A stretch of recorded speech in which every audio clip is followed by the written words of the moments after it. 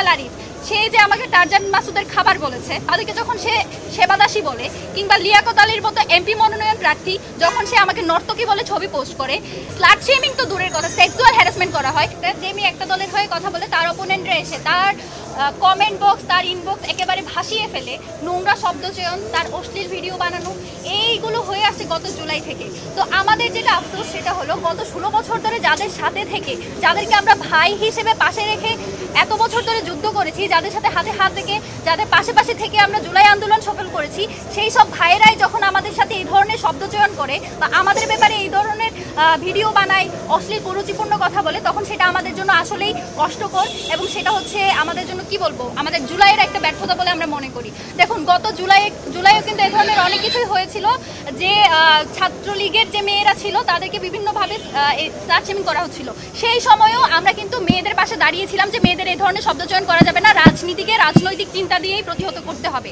তো সেই জায়গা থেকে আজকে যখন এই সব কিছু হয়, আমি আপনাদের একেবারে দুই তিনটা ঘটনা বলি। যখন আমাদের ভাইয়েরা, ছাত্রদলের ভাইয়েরা যখন এই ফ্রেমিং করার চেষ্টা করে যে কারো কি ধরনের কে কাকে সমর্থন করে সেটার ভিত্তিতে যদি কেউ নেতা হয়ে যায়, এই যে পোস্টেড নেতা সহসভাপতি কেন্দ্রীয় হাসান আল আরিফ সে যে আমাকে টারজান মাসুদের খাবার বলেছে।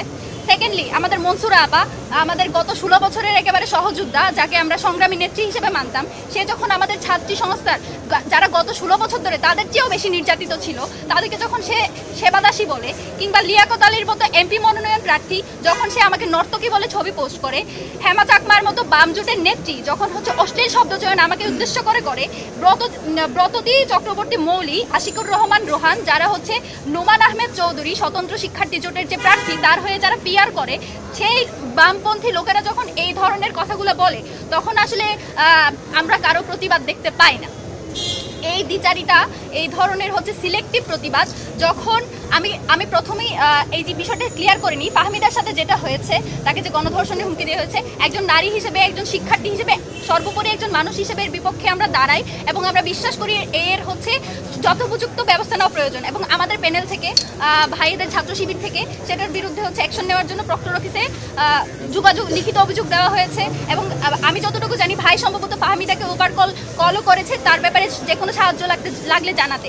এবং কিন্তু যখন আমাকে নিয়ে কোনো অশ্লীল ভিডিও বানানো হয়, আমাকে যখন ফেসবুকে এই ধরনের শব্দচয়ন করে একেবারে মানে স্লাট শেমিং তো দূরের কথা, সেক্সুয়াল হ্যারাসমেন্ট করা হয়, যখন উম্মে সালমা আপুকে সেবাদাসী বলা হয়, কেন সে হিজাব করবে সেটা নিয়ে যখন আমাদের বুদ্ধিজীবী মহিউদ্দিন মোহাম্মদের মতো বুদ্ধিজীবীরা হচ্ছে বিরাট প্যারাগ্রাফ লিখে, তখন তো আমাদের কোনো বিশ্ববিদ্যালয়ের কোনো শিক্ষক সেই ব্যাপারে কোনো একটা টু শব্দ করতে আমরা দেখি না। তো আমরা কি আপনাদের স্টুডেন্ট না? আমরা কি ঢাকা বিশ্ববিদ্যালয়ের স্টুডেন্ট না? তো আপনাদের এই যে সিলেক্টিভ এই যে প্রতিবাদ বলেন, আপনাদের এই যে দরদ, সেটা শুধুমাত্র এক পক্ষের জন্য কেন? যদি আপনারা ঢাকা বিশ্ববিদ্যালয়ে যদি নিরাপদ ক্যাম্পাসে তৈরি করতে চান, একটা যদি বারবার এই যে বলেন লেভেল প্লেইং ফিল্ড তৈরি করবেন, লেভেল প্লেইং ফিল্ড আপনি কেমনে তৈরি করবেন যখন আপনি আপনার অপোনেন্টের ব্যাপারে কথা বলতে পারেন না? তো জিতে আসলে তো আপনি শুধু আপনার দলের জন্যই কাজ করবেন, আমাদের জন্য কাজ করবেন বলে তো আমরা মনে করছি না।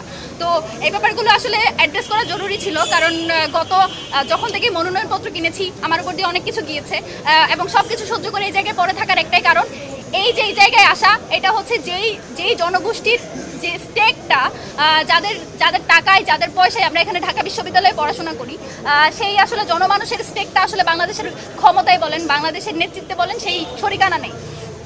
তাদের সেই শরিকানা নিশ্চিত করার জন্য এই জায়গায় আমি দাঁড়িয়ে আছি শক্ত হয়ে।